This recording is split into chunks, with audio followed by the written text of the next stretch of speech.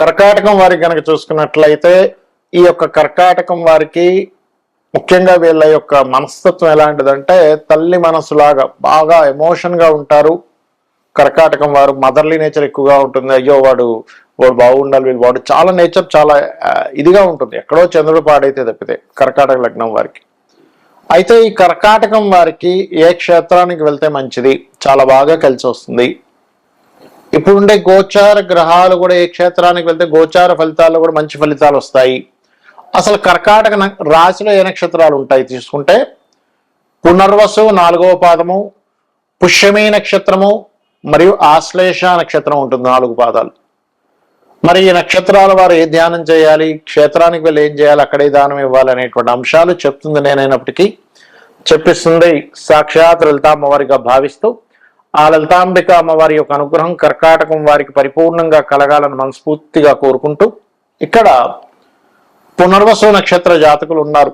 అక్కడికి వెళ్ళి ధ్యానం చేయడం కానీ ఇంట్లో ఉదయం నిద్రలేచిన వెంటనే ధ్యానం అనేటువంటిది దక్షిణామూర్తిని ఓం దక్షిణామూర్తయ్యే నమః అని మనసుతో చక్కగా 10 నిమిషాలు ధ్యానం చేసి నిద్ర లేవండి. మీరు మీ ఫలితం చూస్తారు. ఎందుకంటే శ్రీకృష్ణ పరమాత్మ కూడా ధ్యానం చేసేవాడు మనకు మహాభారతంలో కనబడుతుంది. ఉదయం నిద్రలేచిన వెంటనే ధ్యానం అంత గొప్పది. అదేవిధంగా పుష్యమి నక్షత్రం వారు నమశివాయ నామాన్ని చేయొచ్చు, లేకపోతే కాళికాదేవి అయిన మహాన్ కూడా చేయొచ్చు, తప్పేం లేదు. ఆశ్లేష నక్షత్రం వాళ్ళు ఓం నమో నారాయణాయ అనేటువంటి ధ్యానాన్ని నిద్రలేచిన వెంటనే చేయొచ్చు. మీరు వెళ్ళిన క్షేత్రంలో కనుక ఆ మంత్రాన్ని కనుక చేసుకున్నట్లయితే మరింత మంచి ఫలితాలు ఉంటాయి. అలాగే ఏ క్షేత్రాలకు వెళ్ళాలి, దక్షిణామూర్తి క్షేత్రాలు, దత్తాత్రేయ క్షేత్రాలు కూడా వెళ్ళవచ్చు. ఇప్పుడు శని మీకు 9వ స్థానంలో ఉన్నాడు కాబట్టి కాశీ కూడా వెళ్ళొచ్చు చక్కగా, తిరుపతికి కూడా వెళ్ళొచ్చు చక్కగా. ఇప్పుడుండే కండిషన్ 9లో ఎప్పటి వరకు ఉంటాడు, 2027 మార్చ్ ఎండింగ్ వరకు ఉంటాడు అక్కడ దాదాపుగా శని. కాబట్టి అప్పటి వరకు ఈ క్షేత్ర దర్శనాలు కూడా చేయొచ్చు. కానీ జీవితంలో లైఫ్ లాంగ్ చేయవలసిన క్షేత్ర దర్శనం మాత్రం దత్తక్షేత్రాలకు ఎక్కువగా వెళ్ళండి. పూర్వజన్మ కర్మ అనేటువంటిది పూర్తిగా తగ్గుతుంది, గుర్తుపెట్టుకోండి. పూర్వజన్మ కర్మ తగ్గితేనే మనం చేసేటువంటి ప్రయత్నాలకి ఫలితం అనేటువంటిది రావడం జరుగుతుంది. ఇక అక్కడికి వెళ్ళి దానం ఏమి ఇవ్వాలి చూసుకున్నట్లయితే శనగలు బొబ్బర్లు దానం ఇవ్వాలి, గుర్తుపెట్టుకోండి. బొబ్బర్లు ప్రధానంగా ఇవ్వాలి, శనగలు ప్రధానంగా ఇవ్వాలి. మీది కర్కాటక లగ్నం కాబట్టి ధనస్సు రాశిలో లేదా మీన రాశిలో ఏ గ్రహాలు ఉన్నాయి, వృషభము మరియు తులారాశిలో ఏ గ్రహాలు ఉన్నాయో చూసుకుని ఆ గ్రహానికి సంబంధించిన కూడా ఇవ్వచ్చు. మీరు వీడియోని ఆఖరి వరకు చూసినట్లయితే ఏ గ్రహానికి ఏ దానం అనేటువంటి చెప్పడం జరిగింది. ఆ రకంగా కనుక మీరు చేసినట్లయితే ఖచ్చితంగా బాగుంటుంది. మరియు ఆ యొక్క క్షేత్రంలో పునర్వసు వారు దక్షిణామూర్తిని చెప్పాను కదా ఇందాక, పుష్యమి వారు ఒకటి, ఆశ్లేష వాళ్ళు అక్కడ ఏదైనా సర్ప సంబంధించిన ఉంటే కూడా ఆరాధన చేస్తే చాలా చక్కటి ఫలితాలు ఉంటాయి. క్షేత్రానికి ఎందుకు వెళ్ళి చేయాలి అనేటువంటి సందేహం చాలా మందికి ఉంటుంది. ఏమి ఇంట్లో చేసుకోవచ్చు కదా, అదే శ్రీమన్నారాయణుడు వైకుంఠంలో ఉన్న శ్రీమన్నారాయణుడు లేకపోతే కైలాసంలో ఉన్న శివుడే గుళ్ళో ఉంటాడు, మన ఇంట్లో ఉంటాడు, మన లోపల ఉంటాడని చెప్తుంటారు కదా. అంటే ఇక్కడ క్షేత్రాలకు ఎందుకు వెళ్ళాలి అనే విషయం ముందుగా తెలుసుకోగలగాలి. క్షేత్రానికి ఒక మహిమలు ఉంటాయి, స్వయంభూ క్షేత్రాలు ఉంటాయి. ఆ స్వయంభూ క్షేత్రాలకి మన దేవతలు ఎవరెవరైతే ఉంటారో అష్టదిక్పాలకులు కానివ్వండి, బ్రహ్మాది దేవతలు కానివ్వండి, వీళ్ళందరూ కూడా వచ్చి దర్శనాలు చేసుకుని వెళ్తుంటారు రోజు. దేవతలకి కూడా వాళ్ళ యొక్క టైం పీరియడ్ అనేది ఒకటి ఉంటుంది. అంటే ఒక మానవ మాత్రుడే తన యొక్క జీవితాన్ని తపశ్శక్తితో ఒక్కొక్క స్టేజ్ దాటుకుంటూ వెళ్తూ ఉంటాడు. ఇప్పుడు ఏ తపశ్శక్తి లేదు, ఏమీ లేదు, అధమ స్థాయిలో కూడా వెళ్ళిపోతాడు, ఒక పిశాచంగా మారిపోతూ ఉంటాడు, లేకపోతే ఇంకా నిహీనమైనటువంటి జన్మలు కూడా ఎత్తుతూ ఉంటాడు. అదే జీవుడు గనక తన యొక్క సాధనా మార్గంలో ముందుకు వెళ్తున్నా కొద్దీ యక్షులు గాను, గంధర్వులు గాను, దేవతలు గాను, సూర్య భగవాన్ రకరకాలుగా మారుతూ ఉంటాడు. ఇవన్నీ పోస్టులు మాత్రమే.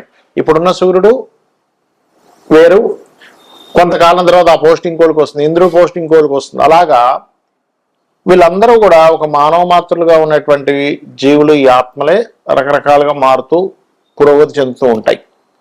అలాగా ఆ దేవతలు, యక్షులు, గంధర్వులు, సిద్ధులు వీళ్ళందరూ కూడా భూమి మీదకి, ఎగ్జాంపుల్ తిరుపతి అనుకున్నాం, తిరుపతి మీదకి వస్తారు, తిరుపతి దగ్గరికి వస్తారు, లేకపోతే ఏ అరుణాచలమో లేనట్లయితే కాశీ అనుకుందాం, లేకపోతే శ్రీశైలం అనుకుందాం, ఇక్కడికి వచ్చి సూక్ష్మ రూపాలలో అంటే మన కంటికి కనబడకుండా ఉండేటువంటి మన కంటికి అందదు అది రూపాల్లో వచ్చి అక్కడ వీళ్ళు తపస్సును ఆచరిస్తూ ధ్యానం చేసుకుంటూ మరలా వెళ్ళిపోతూ ఉంటారు సూక్ష్మ శరీరాల్లో. అందుకే చూడండి, మానస సరోవరం అని ఉంటుంది. మానస సరోవరం దగ్గరికి వెళ్తే మీకు అక్కడ రాత్రి సమయంలో అంటే తెల్లవారుజామున రాత్రి సమయంలో కాంతి పుంజాల్లాగా ఆకాశం నుంచి ఇలా నక్షత్రాల రూపంలో ఆ యొక్క సరస్సులోకి వెళ్ళి స్నానం చేసి వెళ్తున్నట్టు మనకు అనిపిస్తూ ఉంటుంది, చూపిస్తూ ఉంటారు. మీరు యూట్యూబ్లో కొడితే కూడా కనిపిస్తుంది. ఎక్కడి నుంచి వస్తున్నాయండి? మన మిగతా విశ్వంలో ఎక్కడా కూడా అలాగా భూమి మీదకి వచ్చి వెళ్తున్నట్టుగా కనిపించదే అంటే మన శాస్త్రాల్లో చాలా స్పష్టంగా చెప్పడం జరిగింది ఈ విషయాలు. ఇప్పుడు నేను చెప్తున్నటువంటిది సూక్ష్మ రూపాలలో సిద్ధులు, గంధర్వులు, దేవతలు వీళ్ళందరూ క్షేత్రాలకు వచ్చి అక్కడ వాళ్ళ యొక్క తపశ్శక్తిని పెంచుకుంటూ మరలా వెళ్తూ ఉంటారు. అంటే వాళ్ళు ఎప్పటికప్పుడు పెంచుకుంటూ ఉండాలి. లేనట్లయితే ఒక సమయం వచ్చేసరికి వాళ్ళ తపోశక్తి అయిపోయింది, వాళ్ళ పుణ్యం అయిపోయింది అనగానే మళ్ళీ భూమి మీదకి వచ్చేస్తారు, మానవ రూపాలు దాలుస్తుంటారు. అందుకే చూడండి, వీళ్ళు గాంధర్వ కాంత లేకపోతే ఒక పూర్వజన్మల్లో మనం చాలా పురాణాల్లో చదువుతూ ఉంటాం. పూర్వజన్మల్లో ఈవిడ ఒక యక్షిని, లేకపోతే ఒక గంధర్వకాంత, లేకపోతే ఒక సిద్ధుడు, అంటే సిద్ధుడే మళ్ళీ పుట్టాడు, ఒక దేవతా రూపం మళ్ళీ పుట్టింది. మనం భీష్ముడి యొక్క వృత్తాంతం కూడా చూసుకుంటే అష్ట వసువుల్లో ఒక వసువైనటువంటి భీష్మాచార్యుల వారు మనుష్య జన్మనిత్యారని మనం చదువుకున్నాం, మహాభారతంలో ఉంటుంది. అంటే ఏమిటి? యక్షుడు భూమి మీదకి వచ్చాడు, గంధర్వులు భూమి మీదకి వచ్చారు, వసువులు భూమి మీదకి వస్తున్నారు. తపోశక్తి అయిపోయిన వాళ్ళకి కొంత శాప సంబంధంగా కావచ్చు, లేకపోతే కొన్ని కారణాల వల్ల కావచ్చు భూమి మీదకి వస్తూ ఉంటారు. అది జన్మనెత్తడం వేరు. మరలా ఈ జన్మలు మళ్ళీ భూమి మీదకి వచ్చి ఆ మానవ జన్మ ఎత్తకుండా ఉండాలనేటువంటి భావనతో వాళ్ళు ఎప్పటికప్పుడు తపశక్తిని పెంచుకుంటూ ఉంటారు. అలా ఆ యొక్క క్షేత్రాలకు వచ్చి తిరగాడుతున్నటువంటి వారికి ఎవరైతే వెళ్ళి అక్కడ తపని పడుతుంటారో, అయ్యో నాకు వివాహం అవ్వట్లేదనో, లేకపోతే సంతానం లేదనో, ఆరోగ్యంతో ఉన్నారనో, ఆరోగ్యంగా బాగుండాలనో, లేకపోతే పలానా సంపాదన సంబంధంగా ఇబ్బంది ఉందనో, లేనట్లయితే మరి కొంతమందికి అప్పులు ఉన్నాయనో, చాలా రకరకాల ఇబ్బందులు ఉంటాయి. ఎవరో కబ్జా చేస్తారు ల్యాండ్ అని, రకరకాలు ఉంటాయి. అందుకే మన వాళ్ళు పూర్వం సంతానం కలగట్లేదు అంటే క్షేత్రాలకు వెళ్ళరండి అనేవారు. క్షేత్రాలకు వెళ్తే ఎందుకు అవుతుంది అంటే అక్కడ ఈ దేవతామూర్తులు, సిద్ధులు వీళ్ళందరూ కూడా మన యొక్క తపనని చూసి కరుణతో వాళ్ళు ఆశీర్వదిస్తారు. అందుకే చూడండి, ఇక్కడ చేసిన దానికి క్షేత్రంలో చేసిన జపానికి 1000 రెట్లు ఎక్కువ ఫలితం, 1,00,000 రెట్లు ఎక్కువ ఫలితం అని చెప్తూ ఉంటారు. ఎందుకు? ఆ మహిమ అలా ఉంటుంది. మీరు ఇక్కడ ఒక్కసారి నమశివాయ అనుకున్న దానికి క్షేత్రంలోకి వెళ్ళి అక్కడ నమశివాయ అనేటువంటి నామం పలికిన దానికి, లేదా ఓం నమో నారాయణాయ కానివ్వండి, ఓం శ్రీమాత్రే నమః అనుకోండి, ఏదైనా నామం చేసిన దానికి చాలా అధిక ఫలితం వస్తుంది. ఎప్పుడైతే మీకు అధిక ఫలితం వచ్చిందో, పుణ్యం అనేటువంటిది ఎక్కువ అధికంగా ఉందో, మీరు పూర్వజన్మలో చేసినటువంటి పాపం యొక్క ఫలితాన్ని అనుభవించేటువంటి యొక్క స్థితి తగ్గిపోతూ ఉంటుంది. అంటే ఎలా అంటే, చిన్న ఎగ్జాంపుల్ చెప్తా. ఒక వ్యక్తికి నెలకి ఒక 50,000 ఖర్చు ఉందనుకుందాం.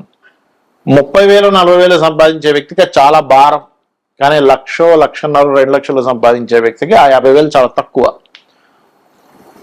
అలా ఏంటంటే మన పుణ్యం శాతం యొక్క ఎక్కువగా ఉంటే మనం పూర్వజన్మలో చేసినటువంటి పాపము యొక్క ఫలితాన్ని అనుభవించడానికి మనకు శక్తి సరిపోతుంది. కాబట్టి ఇలా చేయండి. ఇందాక నేను మీకు విషయం చెప్పాను, 6వ భావంలో ఉండే గ్రహాన్ని బట్టి దానం ఇవ్వాలని. 6వ భావంలో రవి ఉన్నాడు అనుకోండి, గోధుమలు దానంగా ఇవ్వండి. చంద్రుడు ఉన్నాడు, బియ్యము తెలుపు రంగు వస్త్రం ఇవ్వండి, గోధుమలతో ఆరెంజ్ కలర్ వస్త్రం. కుజుడున్నాడు, కందులు ఎరుపు రంగు వస్త్రం. బుధుడున్నాడు, పెసలు గ్రీన్ కలర్ వస్త్రం ఇవ్వండి బుధవారం నాడు. గోధుమలు అయితే ఆదివారము, చంద్రుడైతే బియ్యం అయితే సోమవారము, కుజుడైతే అంటే కందులైతే మంగళవారము, బుధుడైతే బుధవారం. గురువు ఇబ్బంది ఉంది, గురువు పాడయ్యాడు 6వ స్థానంలో ఉండి, అప్పుడు శనగలు పసుపు రంగు వస్త్రం ఇవ్వండి. శుక్రుడు పాడయ్యాడు, అప్పుడు బొబ్బర్లు తెలుపు రంగు వస్త్రం ఇవ్వండి. శని పాడయ్యాడు, నువ్వులు తెల్ల నువ్వులు బ్లూ కలర్ వస్త్రం, లేదా నల్ల నువ్వులు తీసుకుంటారు ఇవ్వండి పర్లేదు. రాహు పాడయ్యాడు 6వ స్థానంలో ఉండి, మినుములు సిమెంట్ కలర్ వస్త్రం. కేతు పాడయ్యాడు, అప్పుడు మీరు చేయవలసింది ఉలవలు మల్టీ కలర్ క్లాత్. ఈ దానం ఇచ్చేటప్పుడు కూడా గోత్రము, నామము, మీ సంకల్పం ఏంటని చెప్పి ఇవ్వండి. చాలా మంది తెలియక మూలను పెట్టేసి వెళ్ళిపోతామండి, అయిపోతుందేమో అనుకుంటారు. మూలను పెట్టేసి వెళ్తే మీ అకౌంట్లో డబ్బులు పడాలి. మీరు బ్యాంక్కి వెళ్ళి మూలను పెట్టేసి వెళ్తే మీ అకౌంట్లోకి వెళ్తుందా? వెళ్ళదు. మీరు అక్కడ ఇవ్వాలి, కౌంటర్లో ఇవ్వాలి, మీ పేరు చెప్పాలి, మీ అకౌంట్ నెంబర్ చెప్పాలి, అప్పుడు మీ అకౌంట్లోకి డబ్బులు ఎలా వెళ్తాయో అలా అవుతుంది. కాబట్టి మూలను పెట్టేసి వెళ్ళకండి దయచేసి.